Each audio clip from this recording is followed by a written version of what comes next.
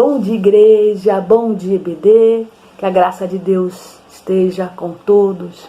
Louvado seja o nome do nosso Deus, né? Deus, esse Deus maravilhoso, esse Deus perfeito, esse Deus que é fiel, né? E é único para nós. Só temos que agradecer a Deus por tudo, né? Então vamos fazer nossos pedidos, que Deus esteja escutando o nosso clamor, aquilo que nós temos para falar com Ele, né? Vamos lá fazer a nossa oração. Senhor Deus, Pai Todo-Poderoso, que estás no céu, Senhor de infinita misericórdia, Senhor de infinita bondade. Pai, nesse momento, Pai, queremos agradecer por tudo que tem feito nas nossas vidas, Pai amado. Obrigada, Senhor, pela noite de sono que Tu nos deste, Pai. Obrigada, Senhor, pelo levantar, pelo abrir dos olhos, Pai amado. Muito obrigada, Senhor Jesus. Obrigada, Senhor, pela semana, Senhor. A semana que passou, Pai amado, que teve curas, teve saúde, Tu restaurou saúde, Pai amado. Muito obrigada, Senhor. O Pai amado, esteja no controle das nossas vidas, Pai. Guarda nossas famílias, Senhor Jesus. Ó Pai amado, mas sabemos, Pai, que tem pessoas ainda adoentadas, muitas, aliás, Pai. Tem muitos hospitais, os hospitais estão cheios ainda, Pai. Mas sabemos, Pai, que Tu está na frente de tudo, Pai. E confiamos em Ti, Pai. Ó Pai amado, esteja visitando, Senhor, a cada família, Pai. Aquelas que estão adoentadas, aquelas que estão enlutadas, Pai amado. Essa semana perdemos, Senhor, amigos, família, Pai amado, está entristecido, Pai. Ó Pai, vai de encontro a cada uma pessoa, cada um irmão, Pai, cada uma família, Pai, que está um coração partido, Pai, está triste, Pai, está até mesmo sem esperança, Senhor. Ó Pai, cuida, Senhor, protege, Pai, leva o Seu refrigério, Senhor, leva o Seu amor, Pai amado, que eles não percam a esperança, Senhor, em Ti, Pai, não perca a fé, Pai amado. Ó Pai amado, esteja visitando todos os ministérios, Senhor, visita, Senhor, o ministério pastoral, Senhor, cuidando do nosso pastor, Senhor, dando sabedoria a Ele para cuidar, Senhor, da Sua igreja, Pai. Senhor, que não permita que o inimigo, Senhor, o mal, Senhor, entre, Senhor, na família dele, Senhor, e de todos os nossos irmãos, Pai amado. Que o diabo está aí, Senhor, para levantar, entrar em cada vida, Senhor, porque estamos frágeis, Pai, mas não permita, Senhor, coloca, Senhor, seus anjos de prontidão em cada lar, Pai, cada família, Pai, cuida, Senhor, da nossa igreja, Pai, Senhor, coloca, Senhor, a sua alegria, Senhor, a sua vontade, Pai, de estarmos em comunhão, Senhor, que nós estejamos, Pai, cada vez mais forte, Pai, na Sua obra, Pai, que não nos enfraqueça, Pai amado. Ó Pai amado, que nós só possamos só adorá-lo, Pai, e louvar e glorificar o Seu nome, Senhor Jesus. Ó Pai, esteja nos nossos hospitais, Senhor Jesus, que estão ainda cheios, Pai. Mas essa semana, Pai, é a semana que nós precisamos estar em oração, Pai, clamando a Ti cada vez mais, Senhor Jesus, que vai dar tudo certo, Pai amado. E nós precisamos, Senhor, confiar em Ti cada vez mais, Pai. Ó Pai, muito obrigada, Senhor. Obrigada, Senhor, por estar a todo tempo, Pai, conosco. Obrigada por tudo, Senhor. Agradecemos, Senhor, por tudo que tem feito. Em nome do Senhor Jesus. Amém. Então, irmãos, estejamos agora com a nossa lição maravilhosa, lição que cada vez faz nós aprendermos mais um pouco do que o Senhor, da palavra de Deus, não é verdade? Então vamos ficar atentos aos nossos professores, né? Que eles fazem com muito carinho a lição da EBD, né? Então que o Senhor esteja abençoando os nossos professores, abençoando a nossa diretora e Que o domingo seja maravilhoso, domingo seja na presença de Deus, com alegria e com amor, né? Então fiquem todos com Deus, tenham um ótimo domingo. Bom dia, meus irmãos da SIG da Posse. Vamos à nossa abertura da Escola Bíblica Dominical deste domingo, a nossa última lição desse trimestre, que tem como título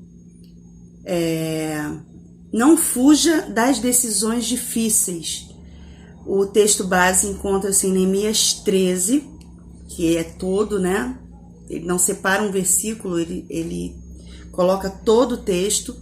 Então eu vou ler apenas um versículo que faz alusão ao que aconteceu na época do rei Salomão e o que acontece no período que Neemias volta, né, para a reconstrução do templo, que diz assim lá no versículo 26: Porventura não pecou nisto Salomão, rei de Israel, não havendo entre muitas nações rei semelhante a ele, e sendo ele amado de seu Deus, e pondo Deus rei sobre todo Israel?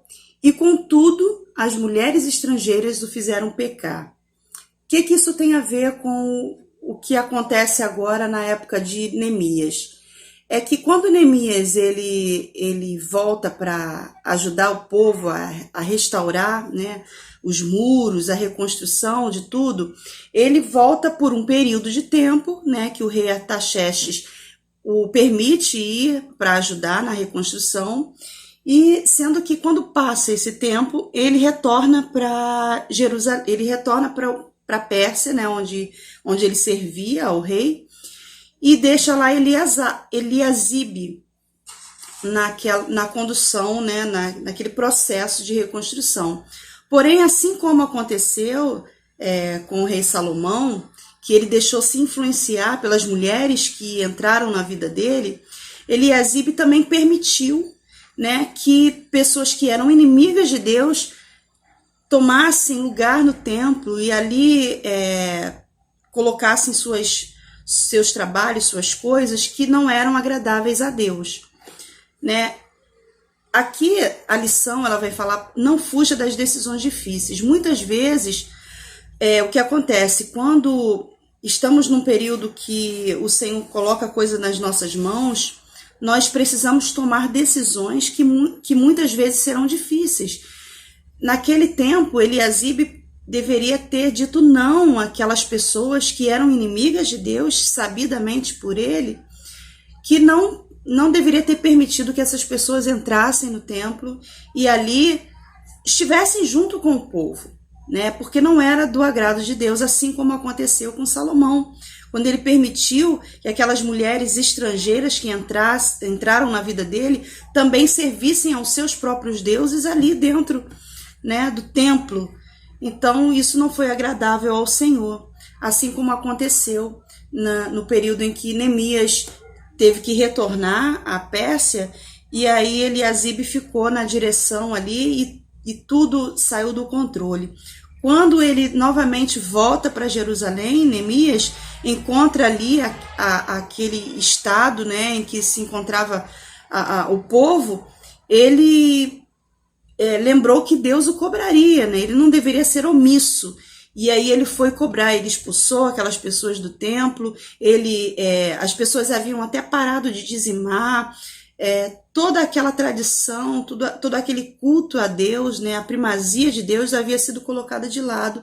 Então Neemias reorganiza tudo, né? Ele volta, encontra aquilo em estado de calamidade, mesmo após a reconstrução, né? Porque a pessoa que estava à frente não tomou as decisões corretas. Então, nós vamos ver ao longo dessa lição, dessa última lição do trimestre, quais foram as decisões, né, que Neemias tomou, né, que nos servem como lição hoje. Então, nós vamos ficar agora com as nossas professoras e vamos entender melhor, né, que decisões, muitas vezes decisões difíceis, nós precisamos tomar decisões difíceis para que a vontade de Deus ela seja feita, né, na nossa vida, na nossa comunidade, na nossa igreja, na nossa casa. Nós precisamos nos posicionar, né, da maneira correta como cristãos, fazendo a vontade do Senhor, colocando Deus acima de todas as coisas, não permitindo com que coisas que não são do agrado de Deus, elas estejam entre nós, elas estejam dentro do templo, elas estejam na nossa vida, na nossa casa, de uma forma geral, para que a nossa vida espiritual esteja organizada, assim como Neemias fez com o povo de Jerusalém naquela época, tá bom, queridos? Então vamos agora, que tenhamos uma boa lição, né? Que nós possamos aproveitar bem essa última lição do trimestre. Domingo que vem nós já começamos uma nova lição, tá bom? Fiquem com Deus, boa lição a todos, bom domingo e até mais tarde. Grandiosamente a vida de cada um de vocês. Hoje eu estou responsável para trazer o estudo bíblico, né? Que tem seu texto base lá no livro de Neemias, todo o capítulo 13. Seu título hoje da lição é Não Fuja das Decisões Difíceis, né? E diz assim: vimos nas lições deste trimestre a saga do povo de Deus na volta para Jerusalém. Todo trimestre a gente estudou, né, sobre Neemias e o povo de Jerusalém.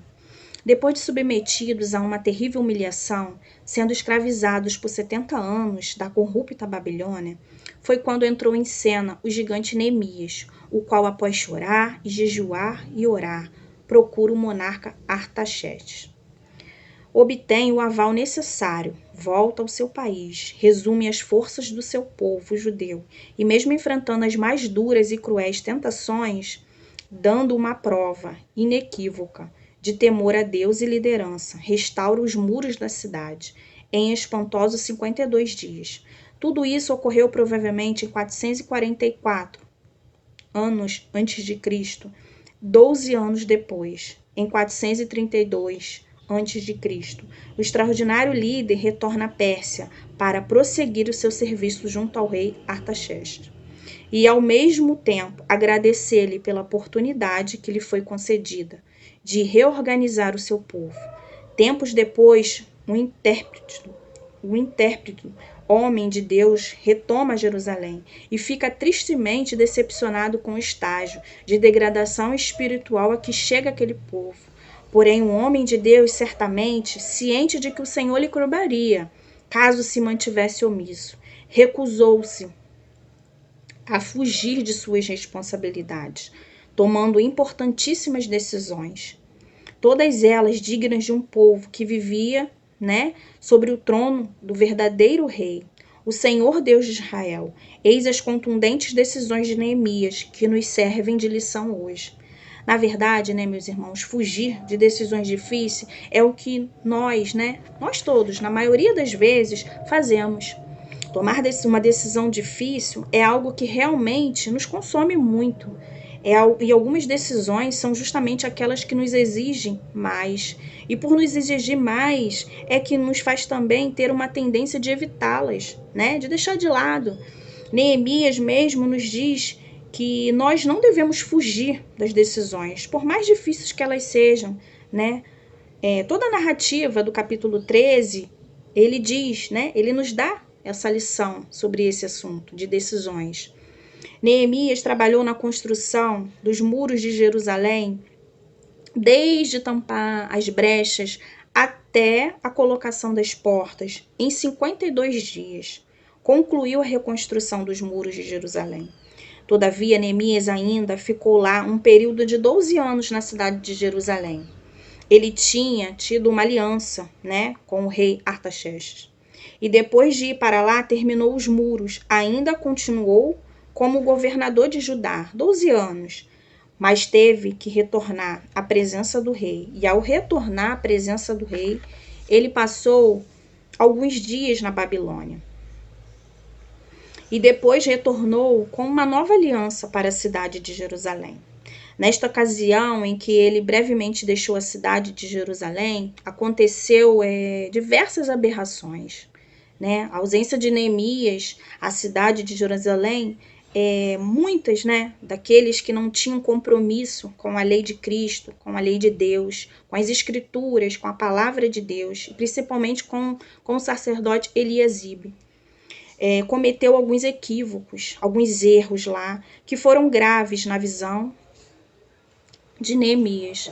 e por isso ele teve que tomar decisões e medidas, né, extremamente difíceis. Quando ele chegou novamente a Jerusalém, Tobias, que era genro do sacerdote Eliasibe e que era um dos opositores da construção do templo, estava morando dentro do templo.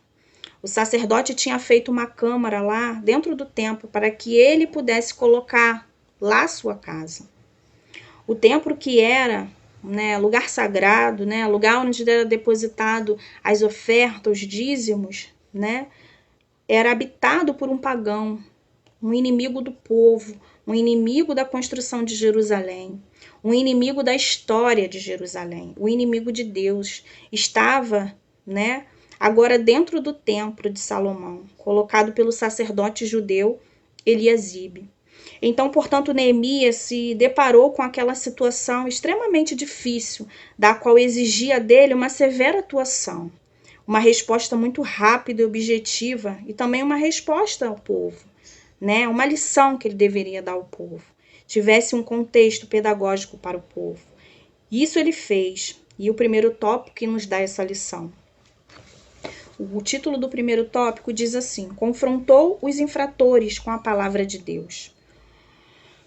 E o texto diz assim: o povo foi levado por Esdras, o sacerdote, e Neemias, o governador, a relembrar a aliança que havia sido feita com o Senhor, de que jamais se misturaria com os povos, refratários à vontade de Deus, até o milagroso de Deus a transformar a maldição em bênção, que se deu o conhecido episódio envolvendo o falso profeta, Balaão. Esdras e Neemias fizeram o povo recordar o passado, quando Deus se opôs completamente a quem se propusesse o desobedecer os seus mandamentos. É bom que saibamos que ali começou de fato a restauração do povo de Israel e Judá, como uma reforma interna e externa, não com base nas palavras de Neemias, mas sim na palavra de Deus. Há intérpretes que afirmam ser esse o contexto do protentoso Salmo 119, maior capítulo da Bíblia, composto como um astróstico poético à honra das Escrituras. Foi assim com Josias, com Jeremias, Isaías, Zacarias e posteriormente com João Calvino e Martinho Lutero, os reformadores do século XVI, com seu lema Sola Scriptura. Todo avivamento só se inicia e ganha solidez com a palavra de Deus e muita oração. Nota-se que oração era algo constante na agitada tarefa reformista de Neemias, pois tornou-se lugar comum em suas falas as expressões: Senhor, lembra-te de mim, lembra-te deles. Portanto, Bíblia e oração são esmolas propulsoras para confrontar as transgressões das leis de Deus e são princípios para restaurar uma relação com o trono.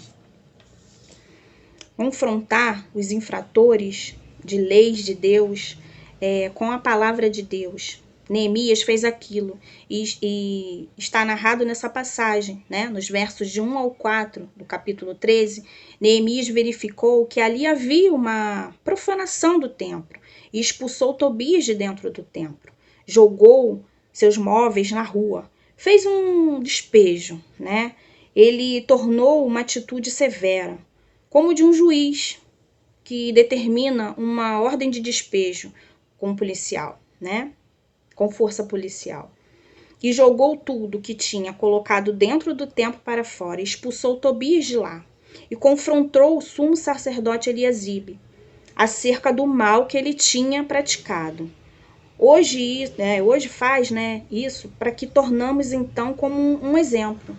Tanto a atitude avessa de Eliasibe, né, tanto essa atitude errada de Eliasibe, quanto a atitude positiva de Neemias. Ou seja, quando nós tivermos observando que mesmo que líderes religiosos estejam agindo ao contrário senso ou contra a palavra de Deus, eles devem ser confrontados também, né?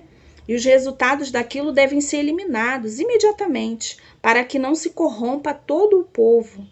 Essa corrupção havia acontecido desde os tempos de Salomão, né?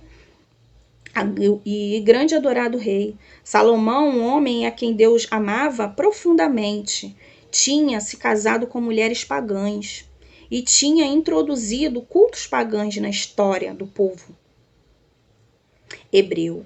E por conta disso, as maldades de Salomão, o seu desvio de rota de Deus, tinha orientado ele seguir. Fizeram com que a nação mergulhasse em pecado. E culminou, inclusive com a tomada da Babilônia de Jerusalém. E daquela cidade, tendo ela sido totalmente devastada. Então, o que tornamos hoje, por exemplo, é que nós, às vezes, como líderes religiosos, ou como membros de igrejas mesmo, não podemos agir com o coração.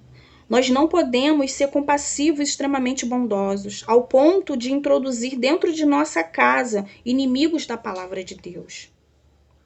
Esse é o exemplo de Eliasibe, nos deixa que nós não devemos dar voz, não podemos dar ouvidos à voz do nosso coração, porque o coração do homem, ele é enganoso, e há caminhos que a ele parecem ser bons, mas o final deles é a morte, Portanto, vamos extrair dessa lição esse exemplo. O segundo exemplo, é de Neemias, que ele deixa para a gente. Neemias, então, nos traz um exemplo que nós aprendemos com ele, que por mais ética e compassivo que nós desejamos ser, nós temos que confrontar as abominações com todas as coisas que vão de encontro à palavra de Deus, com uma posição muito clara, cristalina, acerca de que devemos fazer, de agir do que devemos pensar, e devemos construir, ou seja, a nossa natureza humana.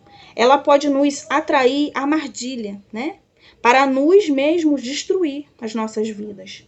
E a nós e as nossas igrejas. Portanto, Neemias diz que quando estiver acontecendo, que a gente perceber que está acontecendo algo de errado, que imediatamente a gente tome as providências, que a gente tome as mais decisões trágicas, por mais drásticas que sejam, a gente tome as decisões corretas, que forem necessárias, mas não deixam de tomar, não fugir das decisões difíceis. Confrontar sim dentro da palavra de Deus, porque ela é viva, ela é eficaz, ela é mais penetrante do que qualquer espada alguma de 2 gumes, que penetra até os limites entre os nervos e as medulas, e ela é capaz de se aprofundar ao ponto de fazer ferir aquele que é contrário a ela e de salvar aquele que a obedecer. Então vamos ser obedientes à palavra de Deus. Se vamos tomar sim decisões, difíceis, por mais difíceis que sejam, não vamos fugir. Vamos sim entregar nossa vida na mão de Cristo e com certeza Deus irá nos abençoar. Agradeço a oportunidade, que Deus abençoe grandiosamente a vida de cada irmão e ótimo domingo a todos. Fiquem com Deus. Bom dia, meus queridos da CB da Posse. Estamos aqui mais uma vez para a nossa IBD e hoje nós vamos falar um pouquinho sobre a nossa última lição do trimestre, E eu vou continuar, que a irmã Débora já falou o primeiro tópico, então agora eu vou falar um pouquinho sobre o tópico 2, continuar a nossa lição que tem como subtítulo: Confrontou o sumo sacerdote Eliasibe por dar guarida no santuário a um inimigo do povo de Deus. Neemias foi muito firme com Eliasibe pelo duplo erro cometido ao apresentar-se com o ímpio Tobias.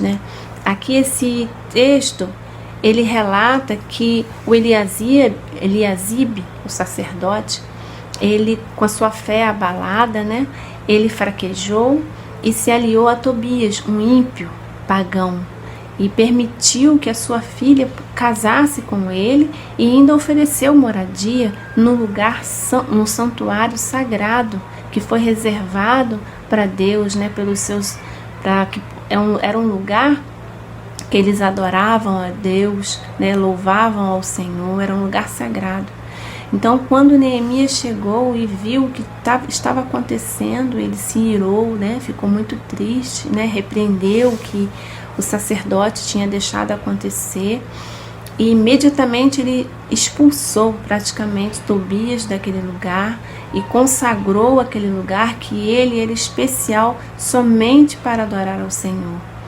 Então ele fez, como se diz a palavra de hoje, né? A limpa, limpou tudo, colocou tudo no lugar e montou o santuário do Senhor, porque ali era um lugar que era só para ser consagrado para o Senhor, né? Era reservado para adorar o Senhor, né? Eram objetos que só poderia ser louvado e adorado ao Senhor.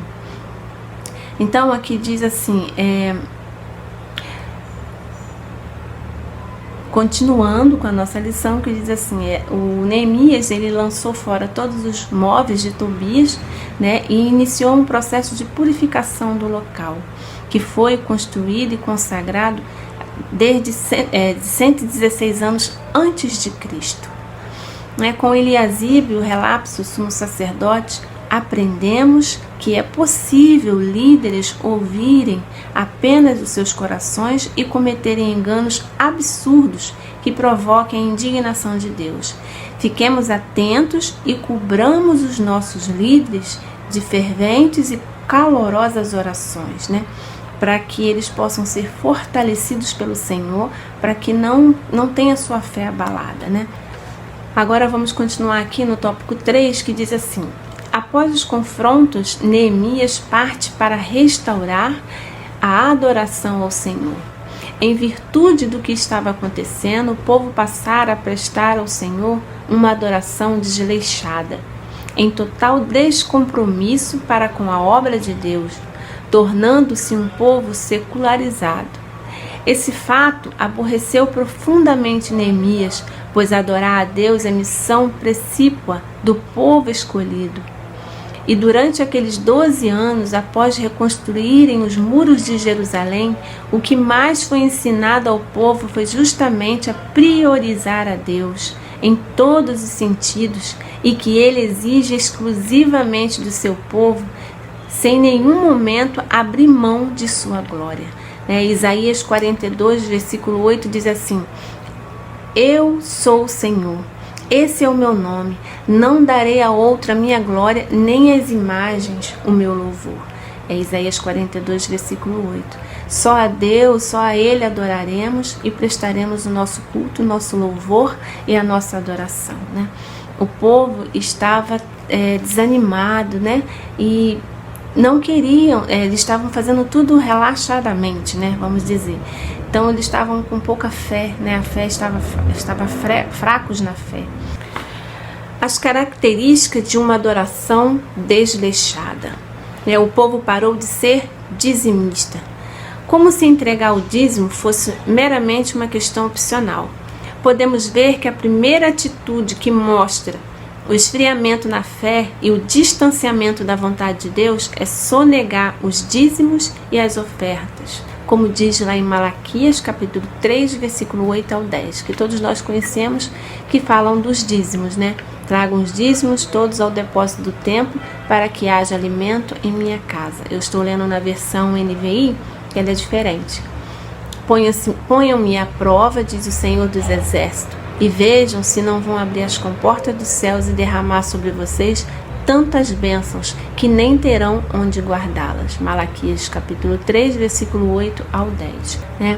O dia do Senhor começou a ser profanado. Também o povo, além de deixar de ser dizimista, de entregar suas ofertas, que é a prioridade, o povo também não estava priorizando o dia do Senhor. O dia do Senhor para nós é o domingo. É o dia do dia da ressurreição, de Cristo. Então, o texto bíblico diz que o dia do Senhor para eles torna-se um dia comum, em que cada um fazia o que bem lhes interessava, e os mandamentos de Deus passaram a não ter mais valor para aquele ingrato povo. O povo estava tratando o dia do Senhor como se fosse um dia qualquer, porque nós separamos o dia do Senhor para celebrar Ele, adorar Ele, é um dia especial. Então o povo naquele tempo não estava mais priorizando o dia do Senhor, né? Neemias e sua ira santa. Foi aí que o vigoroso homem de Deus agiu com rigor, não por ele em si, mas por ver ultrajada a santidade de Deus. Partiu para cima dos infratores da lei de Deus com muita gana e fúria santa, espancando-os e arrancando-lhe os cabelos e levando-os a voltar encarecidamente, que jamais dariam suas filhas e filhos em casamentos a povos que fossem inimigos do povo de Deus. É importante que entendamos que Neemias era o governador comissionado pelo imperador persa Artaxerxes, com poder de punição sobre aqueles cidadãos judeus do império. O espancamento deve ser entendido como punição pública, já prevista pelo Senhor em sua palavra. Lá em 2 Samuel 10, capítulo 10, versículo de 1 a 5, também relata, né, esse tipo de humilhação, né, que lá ele, nesse texto, diz que quando o rei dos Amonitas morreu, o rei Davi mandou uns mensageiros naquela cidade para mandar uma mensagem de condolência ao seu filho, né, que seria o sucessor, o rei Hanum. E o rei Davi mandou os mensageiros, né, para dizer que ele estava muito triste pela morte do pai dele. E esse rei, ele achou que o rei Davi, né, poderia estar zombando dele. Ele pegou os mensageiros, raspou a barba dos mensageiros, rasgou as roupas deles e deixaram eles todos raspados e rasgados, né? Quando o rei Davi soube do que aconteceu com seus mensageiros, que ele disse que foi uma humilhação, então ele pediu que os mensageiros não voltassem para casa enquanto a barba e os cabelos não crescessem. Então isso para eles era uma atitude de humilhação, né? Raspar a cabeça, né? Raspar a barba. Então muitas vezes nós precisamos tomar decisões muito difíceis, mas se é para a glória de Deus, não podemos fingir e nem não podemos fugir e nem protelar, né? Devemos seguir em frente, se tudo é para a glória de Deus. Para pensar e agir. Oremos fervorosamente para que Deus nos dê líderes como Neemias para a continuação da obra do Senhor, né? Para que Deus esteja derramando a unção do Senhor nos líderes, né? Para que eles saibam trabalhar na sua obra, né? E que eles possam ser abençoados para que possam tomar decisões que sabemos que são difíceis, mas que são tudo para a honra e glória do Senhor Jesus, né? Quando o povo parou de adorar a Deus, o primeiro pecado que aconteceu foi a retenção dos dízimos e oferta. E depois vieram a profanação do dia do Senhor, casamentos mistos e etc. Oremos para que o Senhor não permita que o diabo roube o nosso prazer de adorar a Deus, né? Certo pensador disse, Deus, quero amar tudo que o Senhor ama e quero detestar tudo que o Senhor detesta. Daí se explica a ira santa de Neemias, que Deus nos ajude a imitar a Cristo, que também se irou quando o ciúme da casa do Senhor o consumiu. Ao ver a casa de oração para todas as nações se transformando em covil de ladrões. Temos uns textos bíblicos que é Salmo capítulo 69, versículo 9, João capítulo 2, versículo 17, Marcos capítulo 11, versículo 17. Os irmãos dão uma olhadinha no texto, nas referências, para os irmãos entenderem melhor, né? Que nós não devemos deixar que as coisas do mundo afetam o nosso amor ao Senhor, né? Vamos priorizar o Senhor nas nossas vidas, né? Não deixamos que o mundo, né, nos desanime, fortificamos a nossa fé, que possamos seguir como o exemplo de Neemias, né? Que tudo que ele fez, ele tomou muitas decisões difíceis, mas foi tudo para a honra e glória do Senhor. Deus em primeiro lugar, que as outras coisas vos serão acrescentadas. Amém, irmãos? É uma lição muito boa, muito difícil, mas um pouquinho que eu entendi e pude passar para os irmãos.